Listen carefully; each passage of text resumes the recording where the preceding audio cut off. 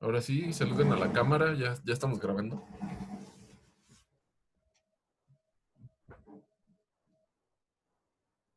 Bueno, entonces, primero que nada, bueno, el objetivo es encontrar la densidad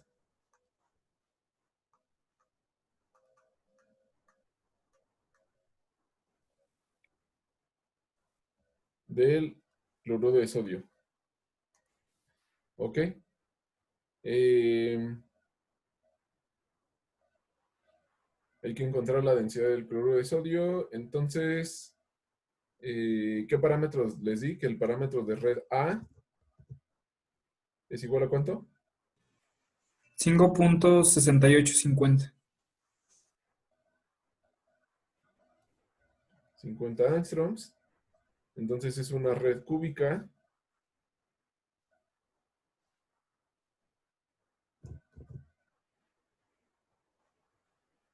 ¿Ok? Y entonces, ¿cuántos átomos de sodio hay dentro? 4. Cuatro. ¿Y de cloro? Igual Cuatro. cuatro. 4. Ok, entonces la densidad es igual a masa entre volumen. El volumen, es más fácil convertir esto desde el principio. Entonces, este parámetro ¿a cuántos centímetros equivale? Por 10 a la menos 8. Entonces, ¿cómo lo obtuvieron? ¿Cómo lo hicieron? Factor de conversión. Ajá, o sea, lo pasamos a metro y luego, porque no es común pasar de angstrom a centímetro, ¿no? Entonces, ¿cuántos angstrom hay en un metro? 10 a la menos 10. 10 a la menos 10. 10 al revés, ¿no? Sí, es al revés. Sí, perdón. 10 a la 10 angstroms. Ajá, hay en un metro. ¿Y cuántos centímetros hay en un metro? Bien. Bien.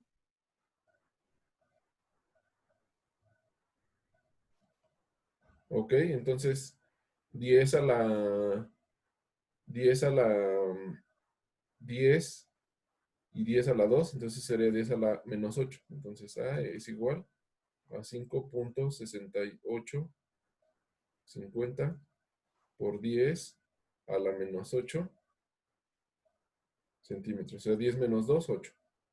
¿Ok? Entonces el volumen es igual a A cúbica. Y entonces ya nada más sería que 5.6850 al cubo por 10 a la 3 por 8, 24 centímetros cúbicos, ¿no? Ese sería el volumen. ¿Y la masa cómo le hicieron?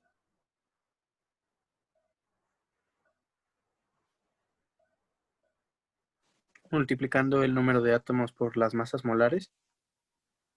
Mm, a ver, ¿por qué por las masas molares? Yo le habría hecho así. Yo lo habría hecho al revés. Es correcto, pero conceptualmente está difícil de entender lo que estás haciendo, porque ya empiezas a meter el concepto de muchas cantidades de moles. Yo creo que lo más apropiado sería calcular cuánto pesa un solo átomo de sodio y cuánto pesa un solo átomo de cloro y luego multiplicarlo por 4, porque estamos Ok. obteniendo el volumen de una sola celda y una sola celda está así en chiquita.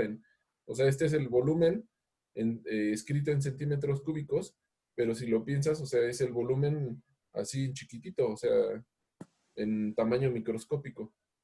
Entonces, hay que saber cuánto pesa un solo átomo y cómo le hacemos para saber cuánto pesa un solo átomo de sodio. Un Avogadro, ¿no? Ajá, utilizamos el número B de Avogadro. Entonces, el peso molecular del sodio, ¿alguien me lo puede decir? 23. 23, ¿qué? gramos sobre mol. Pero 23, ¿qué? Punto cero. ¿Punto cero qué? No sé.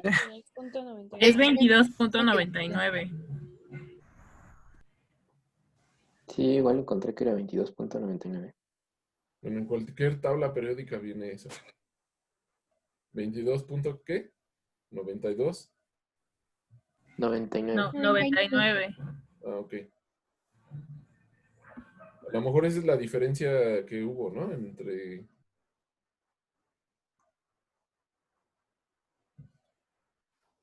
Y del cloro es 34.5, algo así, ¿no?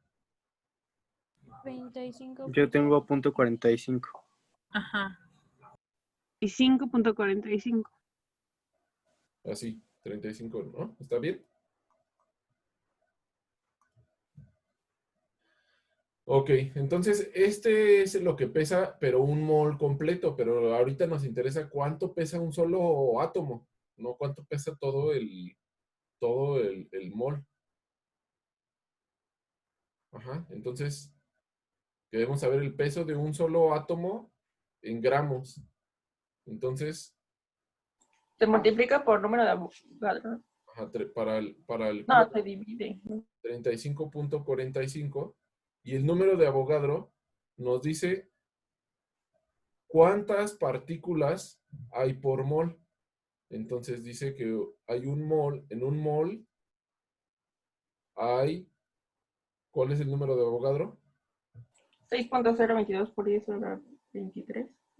Uy, aquí me falló.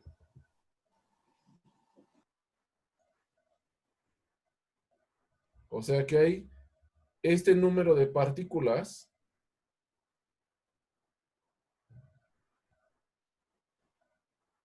en un mol y entonces ahora sí ya nos va a quedar cuánto pesa una sola partícula. ¿Ok? Entonces ya de aquí ya no hay mucha ciencia, ya nada más dividen eso entre la masa entre el volumen y ya sale que la densidad es 2.16, ¿no? O 2.11 o algo así. 2.11. Ujú. Gramos por centímetro cúbico. Ok. Entonces no estaba tan difícil. ¿Vale? Entonces, eso es nada más revisión de lo de ayer. Y vamos ahora a ver síntesis. Vamos a ver cómo se sintetizan. La primera parte de este curso es ver cómo se sintetizan los diferentes materiales en estado sólido. Hay un montón de técnicas que podemos usar. Y entonces vamos a empezar con las más simples, con las más populares. Y voy a poner una diapositiva.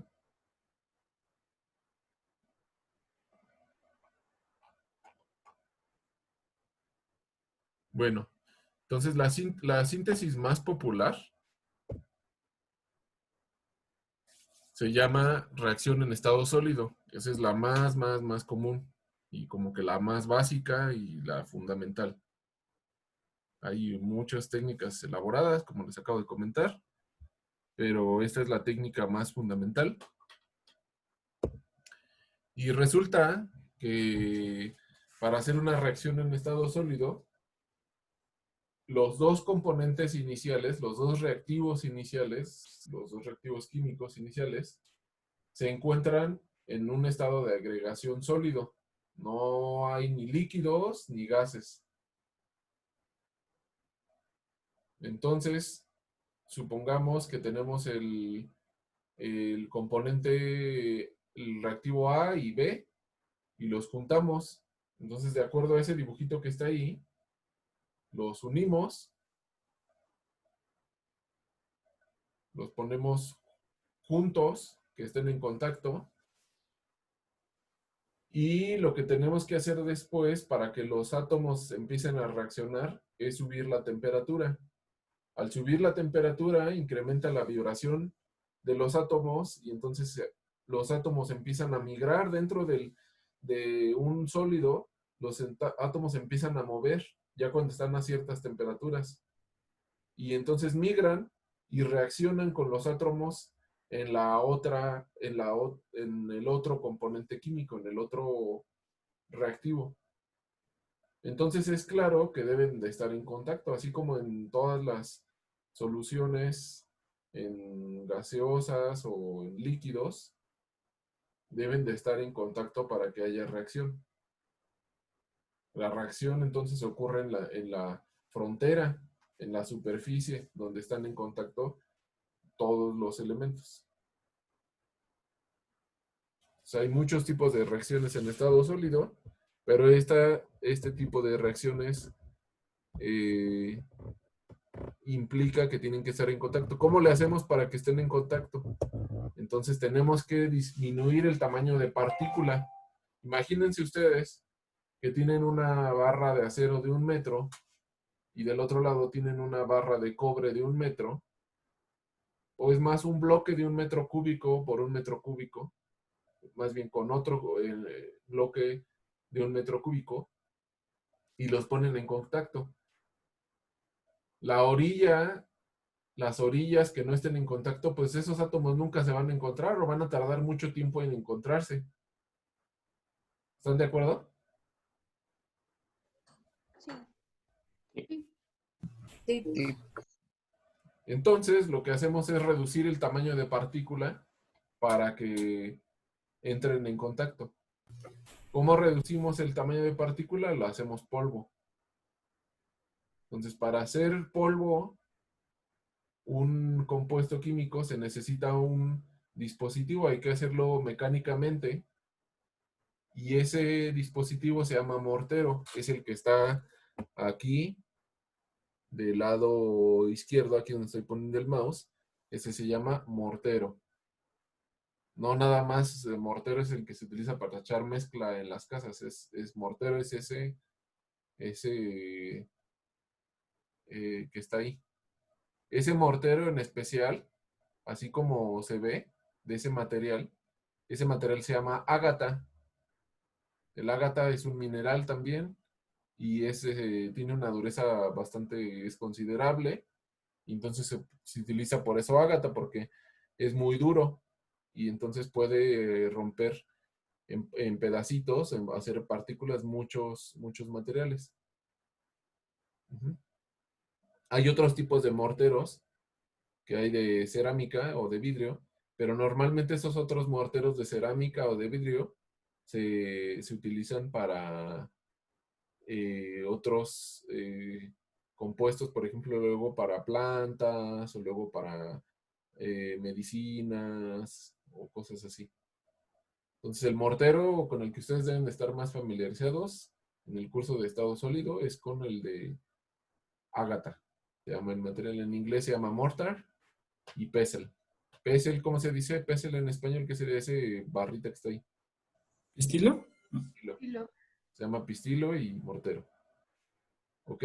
Entonces eso es para hacer el tamaño de partícula pequeño. Después, una vez que tienen el tamaño de partícula pequeño, tienen que asegurarse que el material entre en contacto, los polvos, los reactivos entren en contacto. Recuerden que estamos analizando reacciones en estado sólido, entonces todo se convierte en polvo. Una vez que lo rompemos ahí en el mortero y disminuimos el tamaño de partícula, y además lo homogenizamos, porque no es lo mismo que agregáramos 1 kilo imagínense que es como si fuera que van a hacer un pastel, y le agregan 1 kilo de harina y arriba le agregan 1 kilo de mantequilla, bueno, que van a hacer galletas, digamos, 1 kilo de pastel y 1 kilo de mantequilla, pues no se hace el pastel, debe estar homogéneo. Lo mismo sucede con las reacciones en estado sólido, porque las partículas deben entrar en contacto. Entonces, en ese mortero también se homogeniza que el conjunto de reactivos que ahora están en polvo se encuentren. al homogeneizar, todas las partículas se encuentran. Entonces, después, para asegurar que estén en contacto, se pone en ese dispositivo que está de metal, que es el que sigue, aquí. Este es un cilindro de acero, de un acero muy especial. No siempre son de acero, a veces el centro es de carburo de tungsteno. El carburo de tungsteno es un material muy, muy duro. Después del diamante sigue el carburo de tungsteno. Se tienen aquí en el centro. Y aquí tiene un agujero, este cilindro. Y después aquí se pone esta pastillita de metal, también de carburo de tungsteno o de acero. Se pone aquí en el centro. Ya que se pone aquí en el centro, entonces el puro queda, este de aquí está vacío y se pone el polvo de aquí del mortero, se pasa aquí a la pastilladora. En español se llama pastilladora, en inglés pelletizer o pellet die kit. Die significa dado, no es de que la pastilla de la muerte, es die el dado o dado de pastillas. Ajá. Como un dado se refiere a un dado como una tuerca, por ejemplo, los dados para las matracas, no sé si saben eso, a lo mejor está muy técnico ese vocabulario, pero para las llaves, esas se llaman dados, entonces tiene el mismo sentido, un dado de pastillas. Entonces el polvo se pasa aquí y se pone. Después se pone este pistón largo o se pone algunas pastilladoras, tienen dos pastillas chiquitas de estas de acero. Se pone esta hasta el fondo, luego se pone el polvo y luego se pone esta pastilla encima y luego ya se pone el, el pistón. El pistón queda sobresaliendo. Algunas pastilladoras tienen para extraer el aire que quede atrapado. Entonces aquí con este se hace vacío y se extrae el aire que puede estar atrapado entre el pistón y el polvo. Se saca, se conecta la bomba de vacío y se saca del aire que haya. ¿Hasta ahí queda claro qué es lo que está pasando o quieren que haga un dibujito de cómo se queda? ¿Alguien no entiende cómo entra aquí el polvo y eso?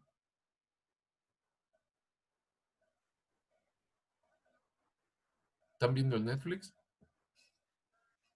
No, todo bien. No, sí entiendo. No, todavía, profe. Ok, Bien. vale. Bueno, yo- Entonces, ya que está el polvo dentro y la pastilla, esta pastilla de acero abajo, ahora lo que se hace es comprimirlo. Esa compresión ayuda a que los átomos se encuentren unos con otros. Si tenemos, por ejemplo, imaginen que quieren sintetizar cloro de sodio, que no se sintetiza así, pero es algo hipotético. Entonces, imagínense que tienen, bueno, vamos a hacer mejor algo más real, una aleación de cobre y aluminio. Entonces tienen cobre en polvo y aluminio en polvo aquí. Entonces ahora para que se encuentre el cobre y aluminio hay que apretarlos. Entonces esta pastilladora, pelletizer, se pone aquí en una prensa. Esa prensa aplica presión y los comprime. Después sacamos ya el polvo y nos va a quedar una pastilla como esta, pero hecha del material que tengamos. Sacamos con los pistones, hacemos que empuje el pistón y etc, etc. Y entonces ya nos va a quedar una pastilla como esta de cobre y aluminio. Esta pastilla de cobre y aluminio, dependiendo de la técnica que se vaya a poner, si es reactivo, si no reacciona con el oxígeno, entonces lo ponemos en este vasito. ¿Sabe alguien cómo se llama este vasito en español? Crisol. Crisol. Este vasito se llama crisol. En inglés se dice crucible. Y se pone esta pastilla aquí y ya se tapa. Este crisol que está aquí es de óxido de aluminio. Se le dice alúmina al óxido de aluminio. Es Al2 o 3, es la fórmula química. Al2 o 3. El material que se utiliza para el crisol depende de que estemos haciendo. A veces no es necesario utilizar uno de alúmina. La alúmina es un material un poco caro, pero tiene un punto de fusión alto. A veces se utiliza alguno que se le llama cerámico, que también tiene un aluminosilicato, pero tiene un punto de fusión más bajo, como de 800. Entonces, si van a hacer una reacción a 400 grados, pues no vale la pena utilizar algo caro, que es de alúmina. Pueden utilizar uno de cerámico, eso es suficiente. Pero si van a hacer una reacción a 1000, pues definitivamente no pueden utilizar, a 1000 Celsius, definitivamente no pueden utilizar uno cerámico, porque ese material se va a dañar, se va a fundir rápidamente. Entonces, hay que elegir ahora. Supongamos que necesitan una temperatura más alta o que tienen algún elemento en su pastilla, en su reactivo, que reacciona con el aluminio, con el óxido de aluminio, el alúmina del crisol. Entonces no pueden utilizar este tipo de crisol. Y hay otros crisoles de platino, por ejemplo. Hay de níquel y hay de grafito. Todo depende de si la reacción que van a hacer es inerte al material. Hay otros de oro también. Si reacciona con la alúmina, pues a lo mejor usan platino. A lo mejor que libera litio, pues entonces no pueden utilizar la alúmina y así. Si la reacción que van a hacer reacciona con el aire, o sea que no, que con el oxígeno o con el agua o con el nitrógeno que hay en el aire que respiramos, causa una reacción, entonces no pueden mantenerlo abierto. Y para cerrarlo, se pone en una ampolleta. Ampul es ampolleta.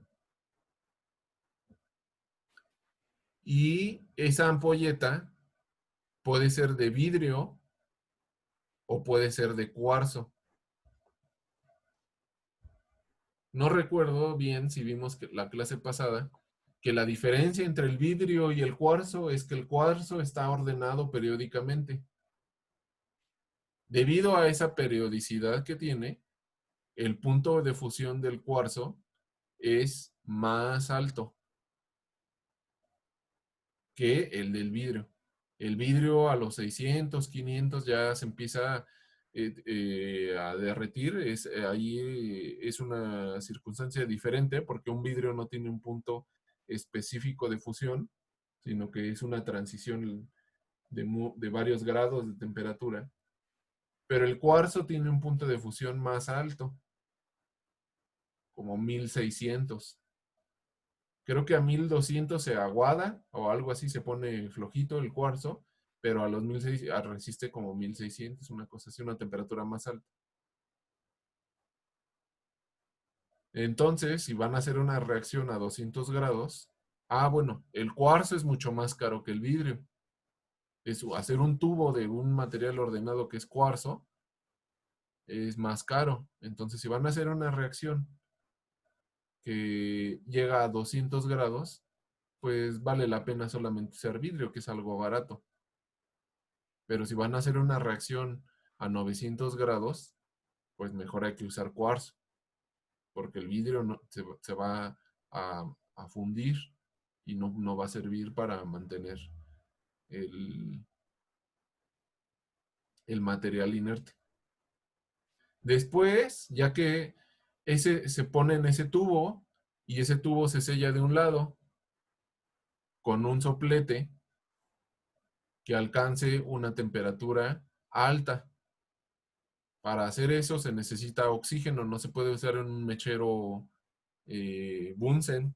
Se necesita algo que se llama un oxigas, quiere decir, o un soplete de oxigas, quiere decir que ese soplete libera oxígeno y libera el combustible al mismo tiempo. los combustibles más usados son de gas butano, de hidrógeno y de acetileno. El acetileno, ¿recuerdan ustedes? A ver, alguien que me dice qué es el acetileno. Alguien de sus clases de orgánica. Es etino. ¿El qué? El etino. El etino. ¿Y qué es el etino? Como químico, ¿qué me puede decir qué es el etino? Pues es el alquino más simple. Son dos carbonos unidos por triple enlace y dos hidrógenos. Exacto. Entonces, ese es el acetileno. El problema del acetileno es que si no hay suficiente oxígeno, empieza a liberar nanotubos de carbono y entonces todo lo embarra. O sea, se cuenta parece hollín. Todo lo embarra de hollín y además eso lo respiras. Entonces es un problema. En muchos países está prohibido utilizar acetileno. Entonces usan hidrógeno en vez de acetileno. Y luego en otros países también está prohibido utilizar hidrógeno, porque lo que pasa es que la flama de hidrógeno es muy blanca, casi no se ve. Y de hecho, con ciertos niveles de oxígeno no se ve. Entonces puede haber una flama gigante y ni siquiera te das cuenta que está la flama ahí. Hasta que ya está quemando algo, ya sientes que te está quemando. Entonces no, en varios lugares no se utiliza hidrógeno, no se utiliza acetileno y lo que más seguro, digamos, es el butano, pero el butano tiene una temperatura medio baja, entonces es un poquito más difícil hacerlo, pero sí se puede hacer con butano, este procedimiento. Entonces, se sella de un lado.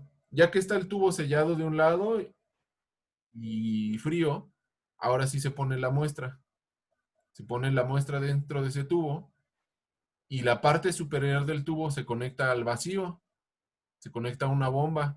Aquí el vacío que se requiere es muy especial, no es el vacío ahí que anda ahí en la Facultad de Química que tiene todo el edificio, es un vacío de 10 a la menos 7 torr más o menos. 10 a la menos 5 torr yo creo que es lo mínimo que se puede usar. Entonces se conecta vacío. A veces, cuando se quiere hacer algo muy específico, de hecho ese vacío tiene una trampa de nitrógeno líquido para que cualquier gas que se pueda liberar, que esté por ahí, sea atrapado en el nitrógeno líquido. El nitrógeno líquido tiene un punto de ebullición de 77 Kelvin. Entonces el oxígeno, al entrar en contacto con algo que está a 77 Kelvin, se condensa y todos los demás gases también se condensan. Entonces, si hay un gas ahí que ustedes no quieran, que sea agua, que sea oxígeno, que sea nitrógeno, que sea algo, entonces en la trampa de oxígeno se condensa y el interior queda totalmente limpio de cualquier gas. Al mismo tiempo se sigue haciendo el vacío. Entonces, la mínima cantidad de partículas que pueda haber, a pesar del vacío, ya se condensaron en la trampa de nitrógeno líquido. Al mismo tiempo, o sea, está conectado, digamos, aquí en esta imagen que tenemos, este lado puede estar sellado y acá está conectado todo eso a un tubo, a una manguera y está haciendo todo ese proceso que les estoy diciendo. Y al mismo tiempo lo pasa uno por el soplete. Entonces aquí se sella y cuando sella, entonces ya no hay nada de gases aquí adentro. Ningún tipo de oxígeno ni nada, nada de gases. Todo se condensó afuera. Y entonces queda una ampolleta que está sellada a vacío. Está muy limpio aquí adentro. Una vez que ya tienen esta ampolleta o, en su defecto, el crisol, ponen el crisol en una cajita caliente. ¿Cómo se llama esta caja en español? ¿Mufla? ¿Mufla? Mufla. Mufla. Mufla. Entonces lo ponen en la mufla y lo introducen aquí ya sea el crisol o la ampolleta. Ya lo ponen, lo cierran y aquí escriben un programa de calentamiento que dice, pues calienta primero a 300, una hora. Y luego sube a 400. Y luego ya sube a 800, hay que se quede 2 días y ya que baja la temperatura. O lo que ustedes quieran hacer, se programan y ponen ahí un código y ahí ese código lo hace. Este tipo de reacción se llama en estado sólido. En laboratorio es como una práctica común, porque es la forma esencial de sintetizar en estado sólido. Entiendo que este semestre pues no va a haber laboratorio, por eso estoy como tratando de ser más explícito. Por si no lo entienden allá, pues al menos lo entiendan aquí. No se llama, no se llama horno, se llama mufla. Y aquí adentro, de hecho aquí, puede ser que dentro del tubo pongan un crisol chiquitito, porque a veces el compuesto que ustedes quieren sintetizar reacciona con el óxido de silicio del cual está hecho este tubo. Y si reacciona, pues necesitan un material que evite el contacto. Entonces aquí se le puede meter un crisol chiquito tubular y ahí adentro va el material.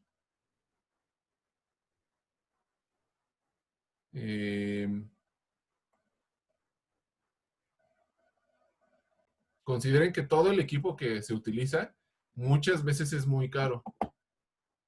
Un crisol de ágata cuesta como 3,000, una pastilladora con carburo de tungsteno cuesta como 3,500, la prensa cuesta como 15,000, la más barata, hay unas como de 50,000, 60,000, cada crisol cuesta 500 pesos, el tubo de cuarzo de 1 metro cuesta 500 pesos, el soplete cuesta 3,000, obviamente utiliza gas que no se repone, y la mufla, esta cuesta, la más barata, como 45,000 pesos.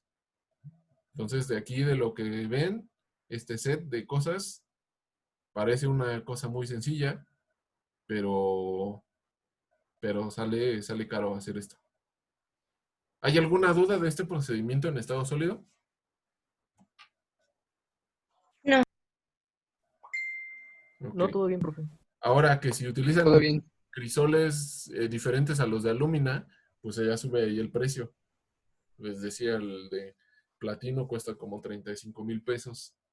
Los de níquel también son caros. Los de oro son más baratos que los de platino, pero también son caros. De platino no sé cuánto cuestan, no, casi no he manejado, o los he hecho yo. Los de oro, luego los hago, mejor compro la hoja de aluminio y yo le doy el molde. Sale más barato así que comprar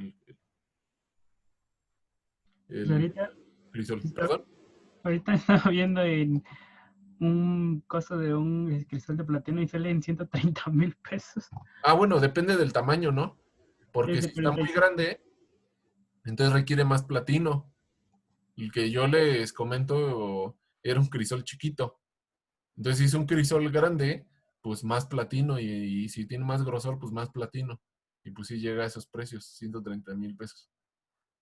Entonces, con este tipo de cosas hay que tener cuidado. Pero todo esto es caro, pero lo que les quiero dar el mensaje es de que vale la pena. O sea, los resultados que puedes obtener valen la pena y por eso se invierte tanto dinero en esto, porque puedes descubrir cosas muy, muy importantes para la humanidad y para la tecnología y para la ciencia. ¿Vale? Vamos a continuar. Ahora, ¿cómo ocurre la reacción?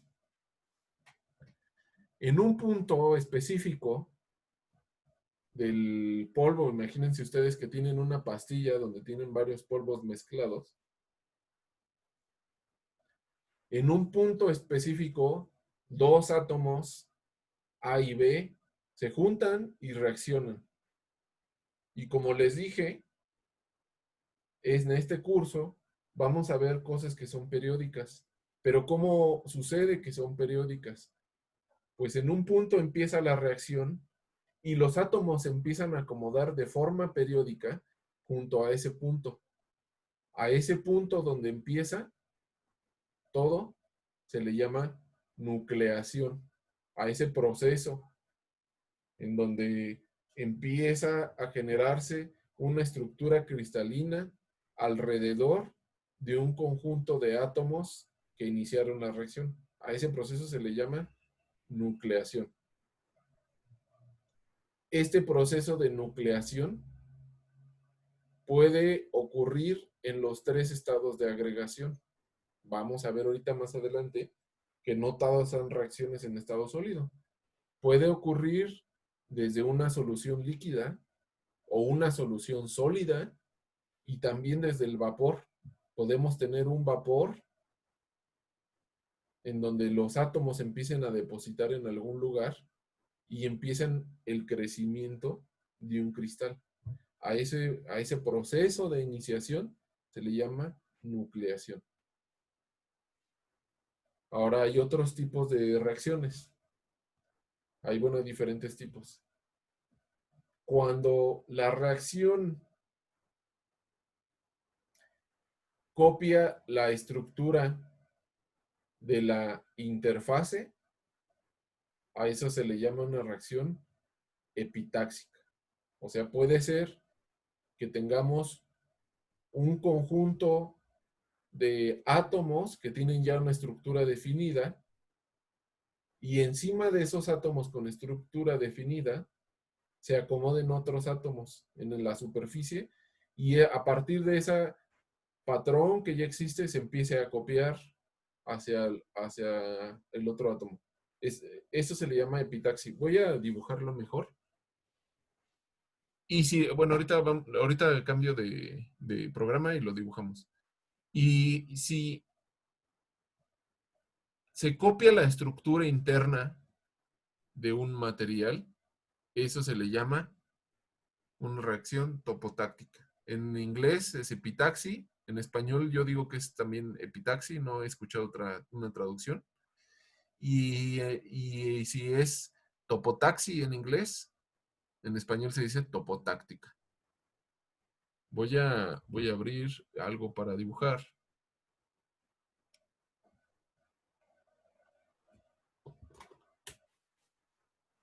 Entonces, si es epitaxia,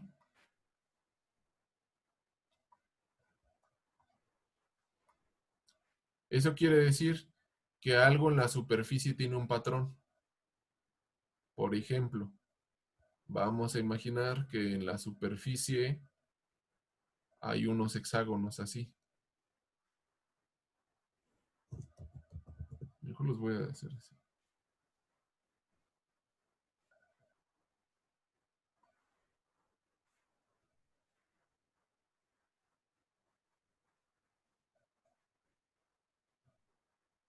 O sea, hay muchos hexágonos. Imagínense que cada vértice de cada hexágono es un átomo. Por ejemplo, de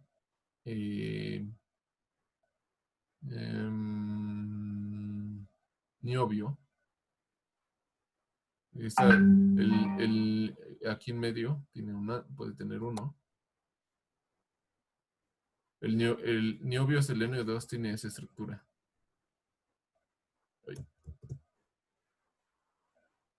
Y de hecho este ejemplo que le estoy dando es un caso real. Y imaginen ahora que ustedes quieren crecer un cristal de tungsteno selenio 2. Entonces, si de alguna forma hacen que los átomos de tungsteno selenio lleguen ahí, pues resulta que los átomos se acomodan encima. Esto lo voy a poner con rojo para que se vea que es otro. Resulta que los átomos se van haciendo encima y copian la estructura que hay debajo. Si lo ven de lado, entonces van a tener así. niobio, selenio 2. Y aquí, tungsteno, selenio 2. Y aquí, bueno, aquí no habría espacio, ¿no? Vamos a unirlos. Esta es una ventaja de los cosas virtuales, porque en el pizarrón pues no los puedo unir así. Ajá. Aquí esto se le llama una junta, de hecho.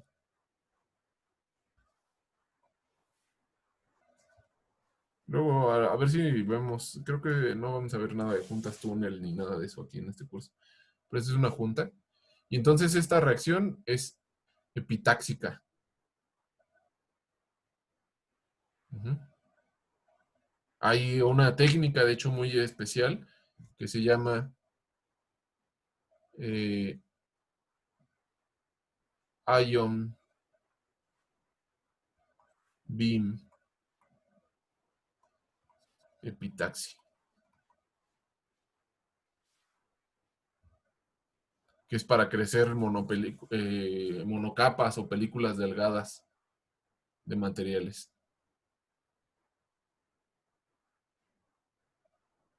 Y en el caso de la topotáctica,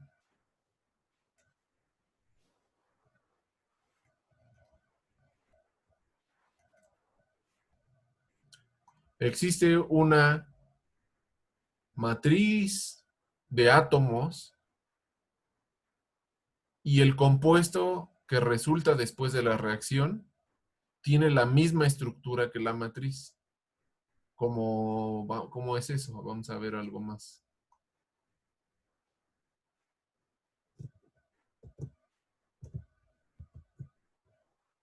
Imaginen que esta es una capa,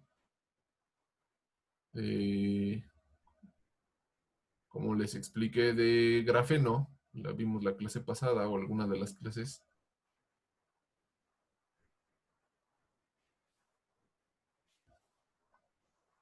Y entonces el grafeno está así. Y tiene varias capas. Así. Pero después de que hacen una reacción, se introduce aquí litio y esa reacción ocurre en sus celulares, en las baterías de sus computadoras. Y entonces el compuesto final tiene la misma estructura que el grafeno, pero tiene átomos ahí intercalados. O sea, la estructura final fue tomada de la estructura inicial. Ese es un ejemplo de una reacción topotáctica.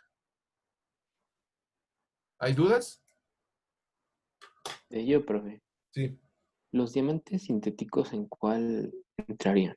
¿Los qué, perdón? La síntesis de diamantes. Bueno, ahí no es ni epitáxica ni topotáctica, porque ahí no estás copiando la estructura de nada. Ahí el diamante solito, si tú lo pones a cierta presión y temperatura, forma esa estructura. Ah, ok. Profe, Sí, no me ha quedado muy claro todavía el concepto de topotaxi. topotáctica o topotaxi. A ver, lo voy a volver a escribir, está bien fea ahí mi letra.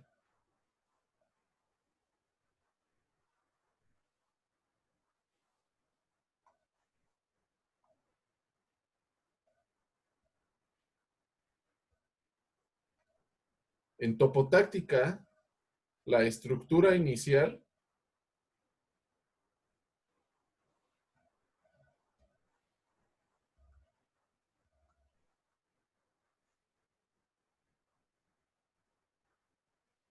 da lugar a la estructura final. Esa es la clave.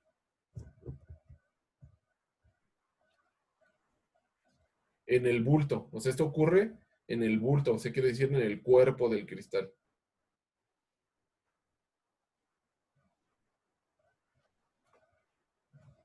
A diferencia, en la epitaxia ocurre en la interfase. La interfase le permite que se copie la estructura y entonces ya sigue creciendo el cristal, el material, a partir de la superficie, en la epitaxia. ¿Queda claro? Sí, gracias. Yo tengo duda. Igual en la topotáctica en sí no crea, o bueno, no tiene la misma estructura que los carbonos del grafeno en sí. Solamente se mete dentro de la estructura, ¿no?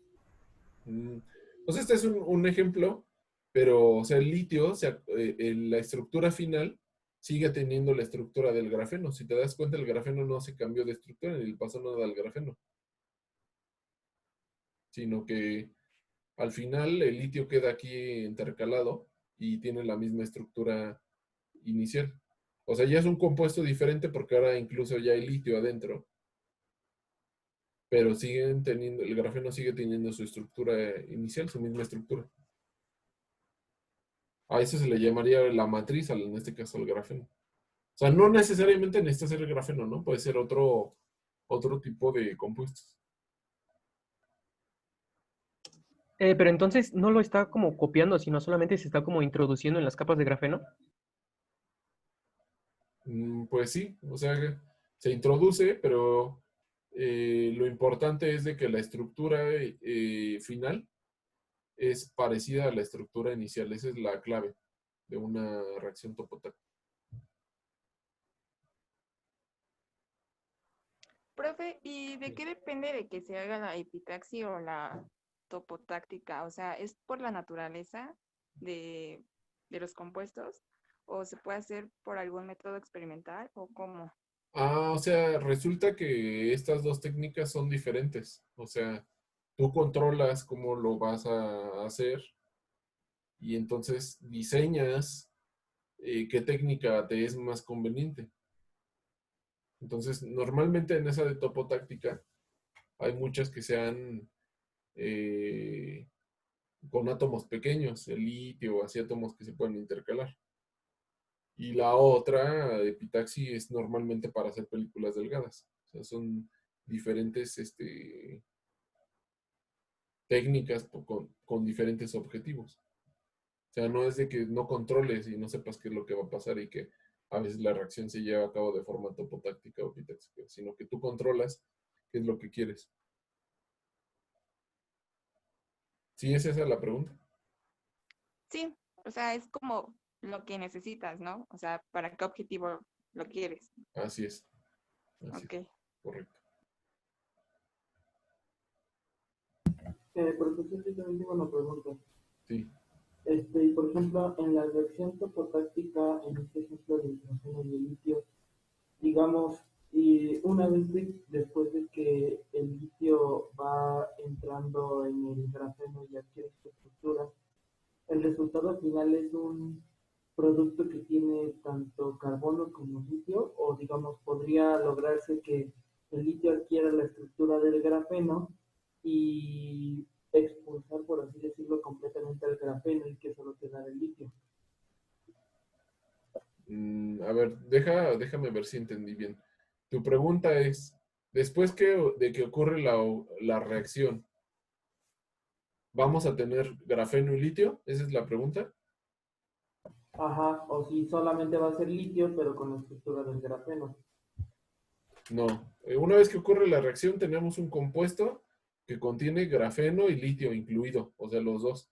Y el litio, o sea, dependiendo del compuesto así, pero en general queda ordenado y queda ordenado con una estructura hexagonal, así como el grafeno. También puede haber algunos tipos de compuestos que dejen el litio desordenado, pero en este caso queda ordenado. Gracias. ¿Sí resolví tu pregunta? Sí, está bien. ¿Hay alguna duda de esto?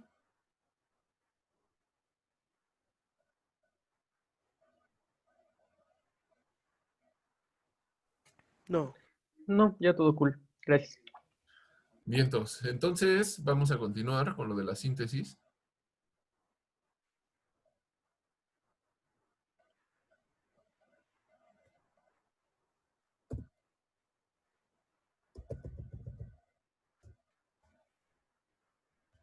Entonces aquí hay otro ejemplo.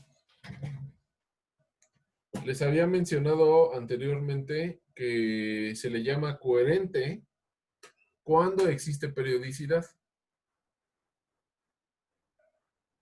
Entonces, no siempre hay una superficie perfectamente definida. Cuando tenemos una reacción tipo epitaxi, donde la superficie se copia, no siempre hay una superficie perfectamente definida que digas, aquí hay una línea, a veces sí, a veces no, aquí dices, aquí hay una línea donde podemos dividir y de aquí para acá, de izquierda a derecha, es un material y de derecha a izquierda es otro material. O sea, a partir de esa línea. Resulta que los átomos migran y hay segmentos, por ejemplo, este es un caso, donde el magnesio y el óxido de aluminio tienen una interfase donde existe otro compuesto en medio en la interfase. No podemos separarlos una línea y decir, este es magnesio, óxido de magnesio, de aquí para acá, óxido de aluminio, sino que ocurre que esta sección en verde tiene migración de iones en ambas direcciones y se forma otro compuesto ahí, que es el magnesio aluminio 2O4. Entonces, no siempre se puede tener una línea perfecta divisoria y es muy común que exista una migración de iones. Es un ejemplo aquí, según estos patos, se unen con los peces, pero hay una región mezclada donde ambos compuestos existen. Una interfase.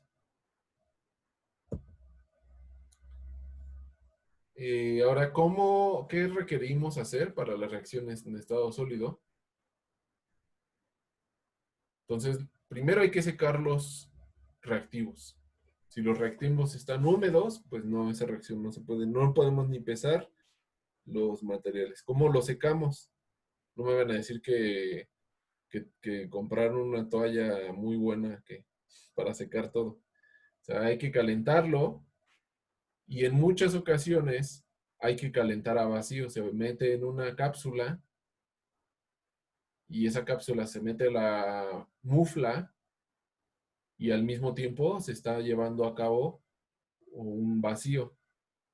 A veces secar a calor no es con el puro calor no es suficiente. Se seca y se seca con vacío.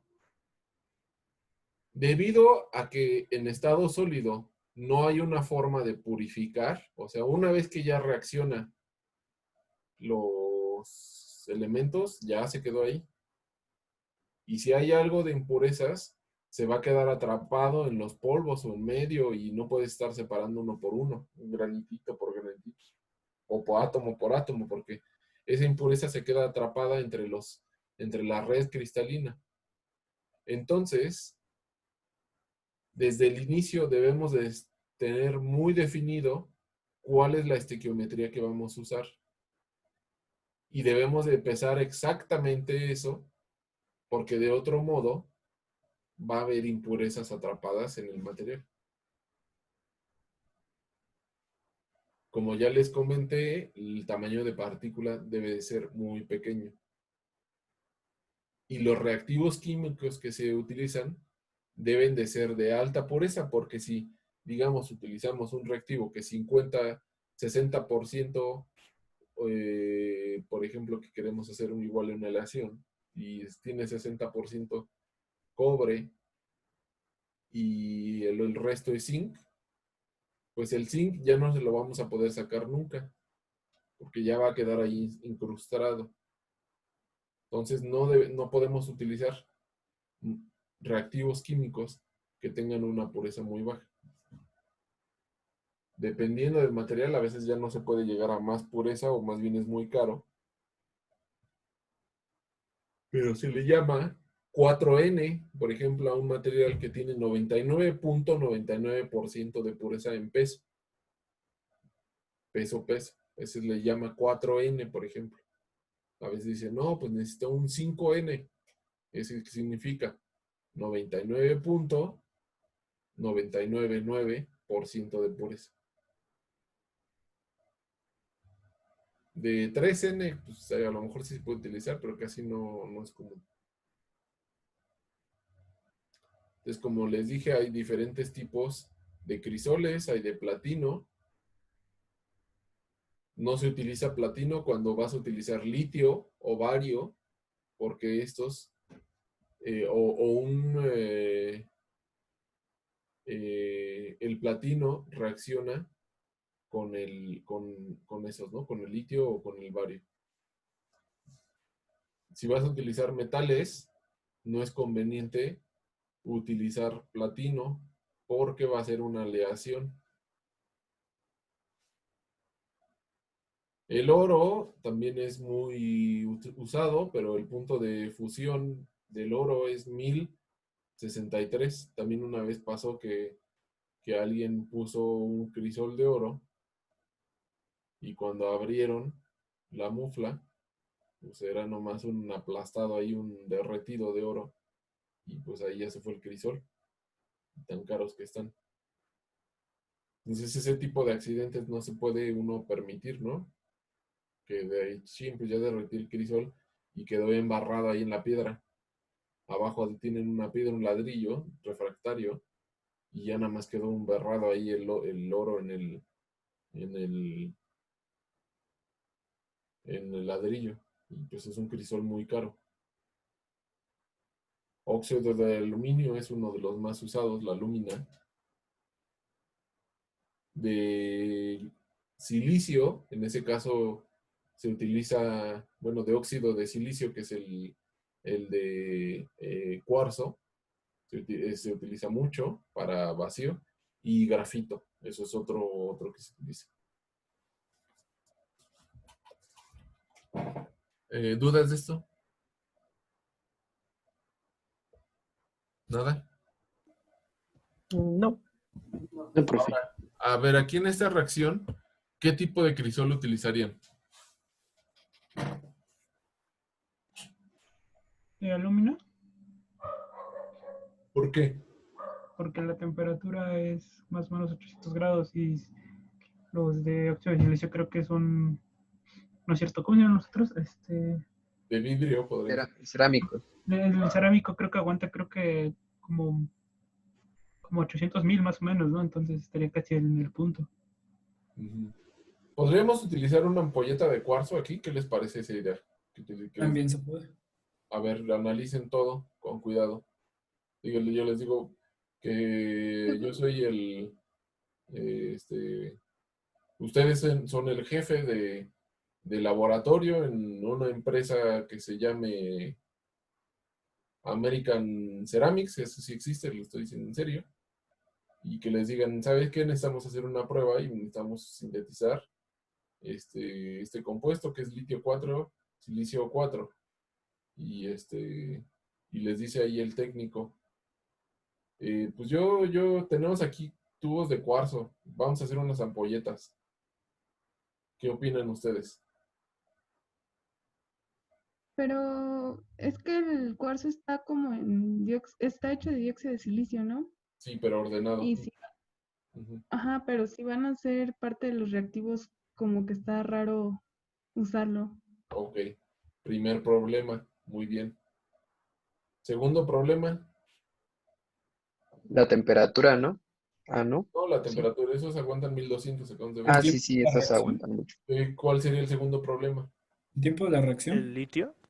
El litio. Quedamos que ahí se ve que el litio reacciona con el óxido de silicio, entonces también va a reaccionar con el tubo de cuarzo.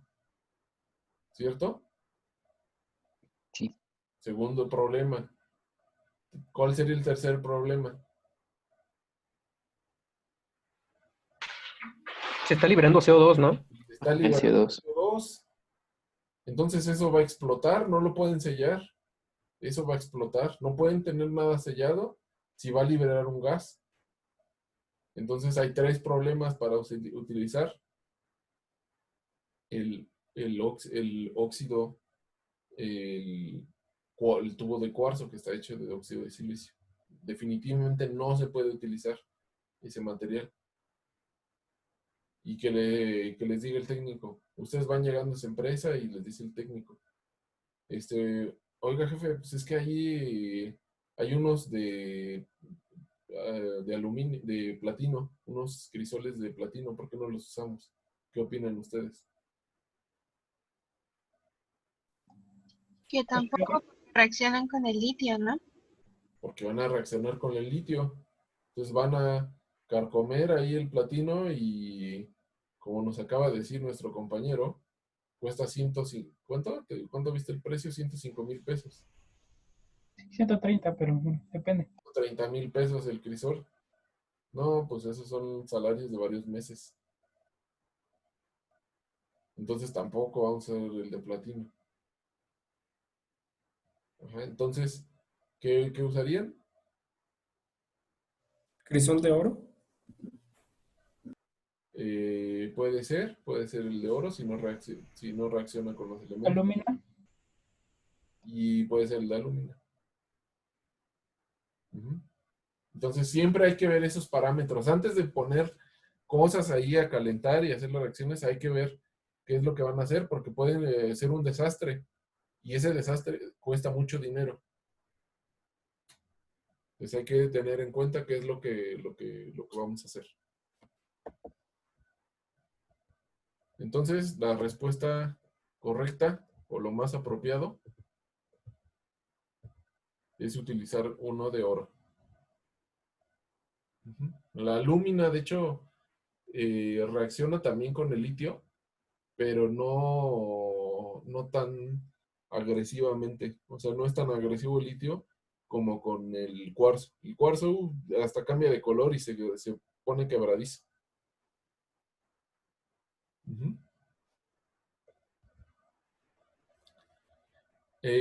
Hay otros métodos, hay uno que se llama mecanosíntesis. Este tipo de mecanosíntesis es también reacción en estado sólido, pero en lugar de utilizar temperatura para hacer que los átomos se muevan,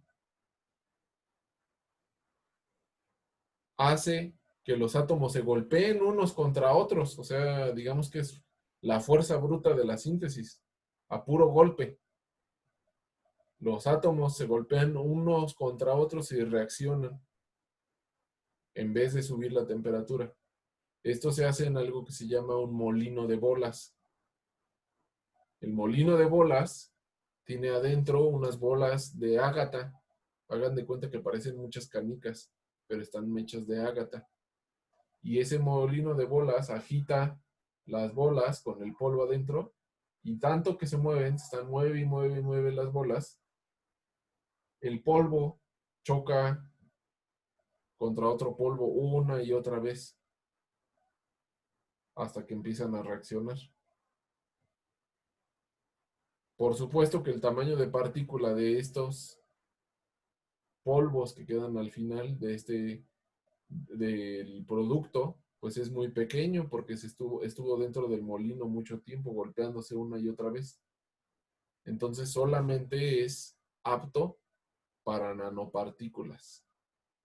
Este método de síntesis de nanopartículas pertenece a una rama de la síntesis que se le llama from top to bottom. O sea, del top es la punta o de a bottom a fondo.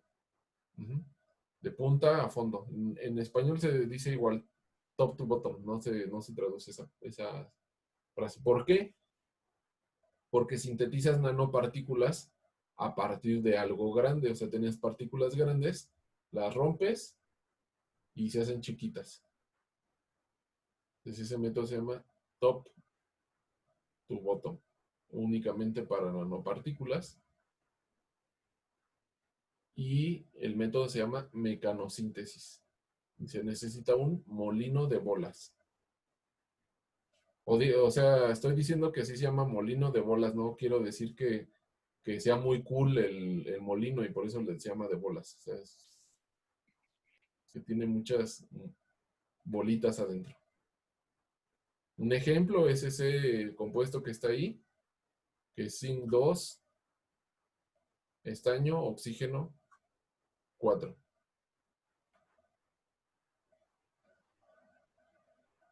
¿Dudas de esto de mecanosíntesis?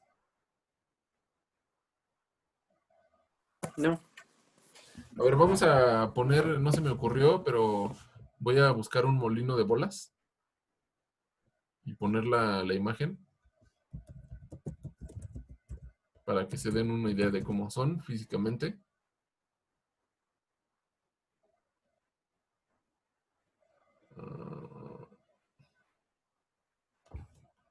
No, pues que creen que no encuentro, no son tan comunes. Encuentro puros molinos de otras cosas. Bueno, la siguiente clase les paso una imagen para que se den una idea de cómo son. Con su nombre en inglés no saldrá más fácil.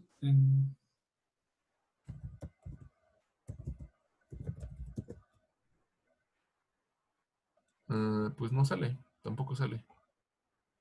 Ah, bueno, aparecieron las esferas.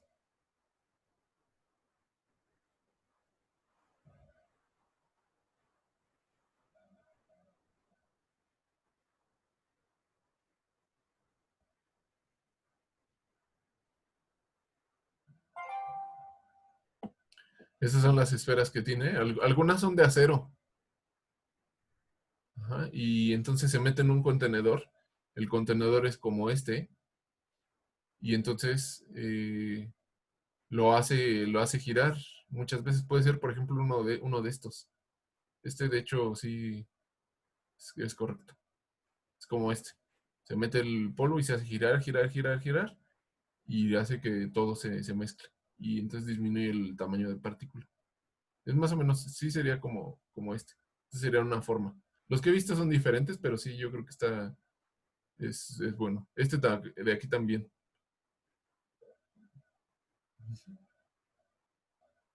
Ok. Entonces, faltan 7 minutos para que termine la clase.